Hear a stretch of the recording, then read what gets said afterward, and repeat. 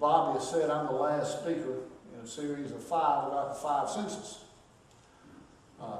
Christy, Sufan, Lee, and Wayne have all preceded me, and I will endeavor to keep up the best I can. While listening to them over the past month or so, the thing that's kept occurring to my mind, if it was put upon me to be deprived of one of my senses, which might I choose? Which might you choose to do without? I would certainly miss the taste of my wife's cooking, her perfume, smell of flowers, a freshly cut pine board with some fat lighter in it, put my hand on my son's shoulder, or feeling a nice lighter joint on a piece of crown roll, or to hear the birds or Virginia sing. But it's not for us to make those choices. Challenges, afflictions in life are thrust upon us without our choice. I'd like to call your attention to Ecclesiastes in the 3rd chapter. Just a moment. In the 3rd chapter, there's 2 verses. Verse 1 is, everything that happens in this world happens at the time God chooses. He sets the time for birth and the time for death. He has set the right time for everything. He has given us a desire to know the future, but never gives us the satisfaction of fully understanding what he does. So, challenges come to our life. We have each other to depend upon. We have Christ to depend upon. But when the challenges come, we should be reminded of this verse. Moreover, I take you to call your attention to the 3rd chapter. There's a song that I grew up with in the 60s or the 70s. For every season, there is a time and a place. The lyrics and the inspiration for that song comes straight out of Ecclesiastes chapter 3. In your spare time, I might encourage you to listen to the song and or read the chapter.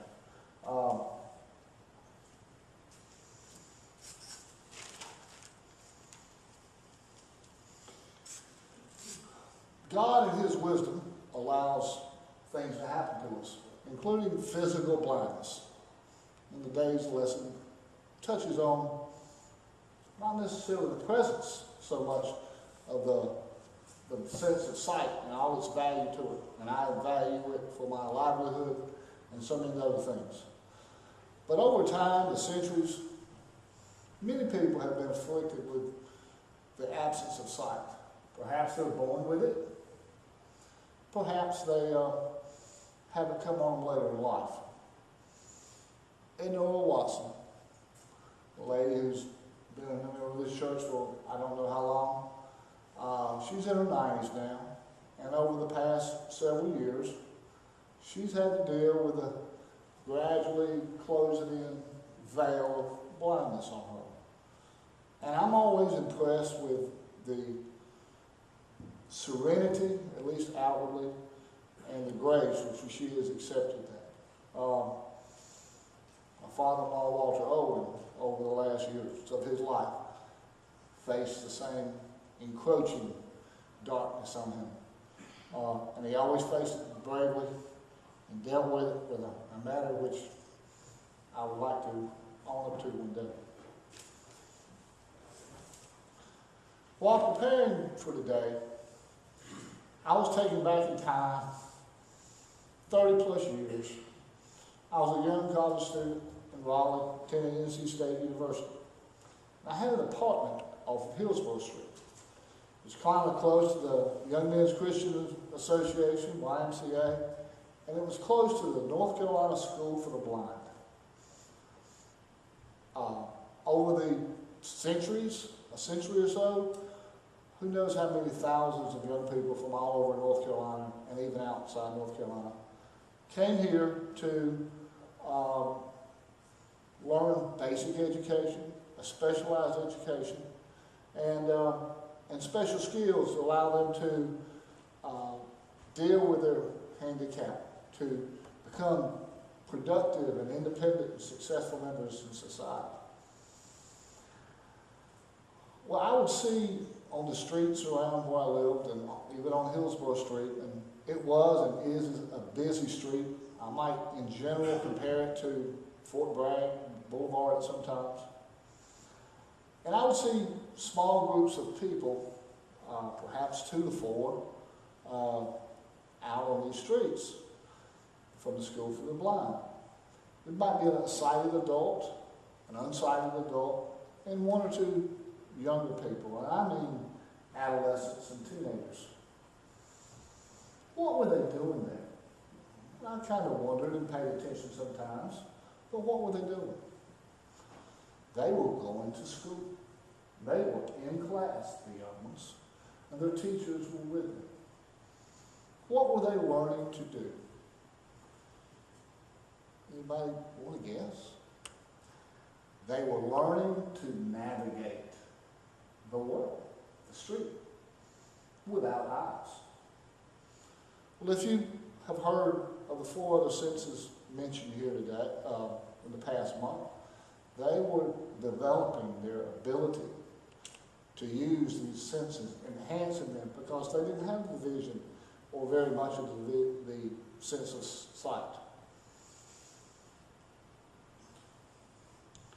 So they were learning to smell and to see and to feel and touch and use those things, and to hear. I spoke about School for the Blind, and a number of people graduated there and had good, normal, productive lives, and maybe even 1 or 2 that are famous. A young boy from the mountains of North Carolina attended there. And I'm going to have you tell me his name. You ever heard of the song, Name That Tune? It was a big game show a few years back. Well, I'm going to serenade you. The way for you to end your misery is to quickly give out the right name. Okay? Easy enough. Any country music fans here? I'll give you a little hint. What a difference you made in my life. There you go. There you go. What a difference you made in my life. You're my sunshine day and night. Nobody will let them sing this morning. I've been cut off quick, really quick. But you're all bright and sharp. This can be a gospel song, in my interpretation. It can be a romance, okay? It serves both purposes. If you're speaking of the mountains, did I say something about the mountains? And bluegrass. How about Doc Watson? No? Hang down your head, Tom Dooley. Here's 2 young men. One was born sightless as a young child. The other developed blindness with a fever or an affliction. They didn't go off and sit in a corner and cry and bemoan their handicap. And that tendency comes to us all at some time or not. But they enhanced what they had. Their voice, their ability to play musical instruments, to compose music. And they lived an independent life. Were able to provide for a family, bring joy and pleasure to how many millions of people, and have their name left behind in annals of music history. They developed God's gifts to the best of their ability.